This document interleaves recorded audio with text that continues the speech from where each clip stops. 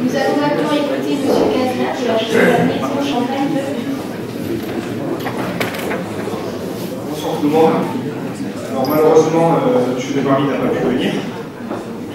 Je suis remplacé. Je suis l'un des œnologues de la maison, puis c'est un 8 œnologues. On va déguster le 98 La Grande Dame. C'est un hommage, c'est le premier millésime était de 62, il était sorti en 72. C'est un hommage à Madame Picot, Ponsardère, vous la connaissez tous. Elle a inventé la table de remuage, et puis on lui doit énormément pour le vignoble, qui est un vignoble assez qualitatif. Je ne vais pas dire le plus qualitatif, ça va pour les clients. Donc voilà, donc ça appartient, on utilise seulement des crans crus, donc il n'y a que du pinot noir et du chardonnay. 5 crans crus noirs, Haï, pour la Grande Vallée de la Marne, et après sur la montagne de Reims, c'est Verzy, Verzenay, Ambronay, Bouzy. Et sur la côte des Blancs, c'est Mény-sur-Roger, à Vise. Donc au niveau du nez, on va retrouver un peu les arômes primaires, des arômes de fruits, de pêche, côté un petit peu agrume.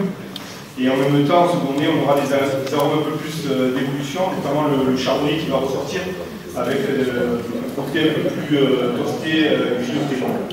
Je pense que dans les années futures, il va encore plus se développer. Au niveau de la bouche, on peut caractériser ce champagne comme un champagne puissant, qui a une bonne trame, une bonne vinosité. On est en majorité pinot noir, puisque pour rentrer un peu plus dans le détail, on est 64% pinot noir et 36% chardonnay. Tous les vins de la maison Vico sont à dominante pinot noir. Donc ça fait un petit peu la caractéristique de la maison.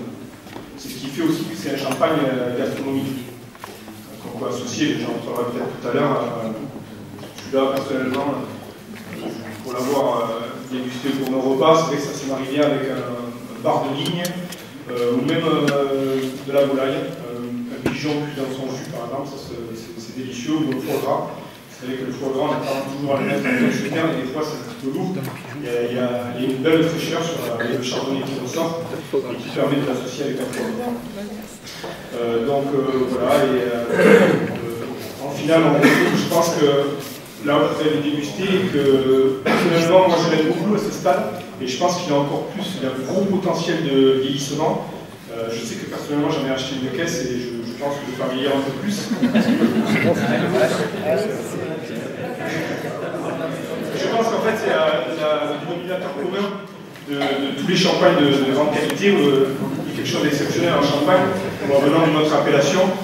C'est cette notion d'acidité qui permet de conserver un petit peu le patrimoine aromatique du vin. Donc on a ces arômes de fruits, tout ça, qui arrive à se maintenir au cours des années, et on évite un peu ce basculement que l'on peut rencontrer avec d'autres types de vins, notamment les rouges, où on bascule totalement dans l'évolution. Voilà.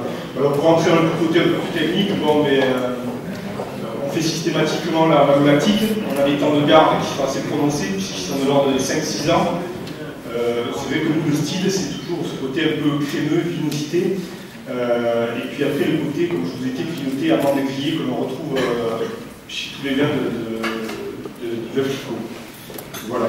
On travaille à l'inox, on n'utilise pas le bois. On laisse ça pour nos cousins chez Krog. Et voilà, donc si vous avez des questions, je la conseille. En tout cas, félicitations pour l'initiative d'avoir fait cette dégustation, parce que moi, ça me permet de bonifier ma culture du championnat qui reste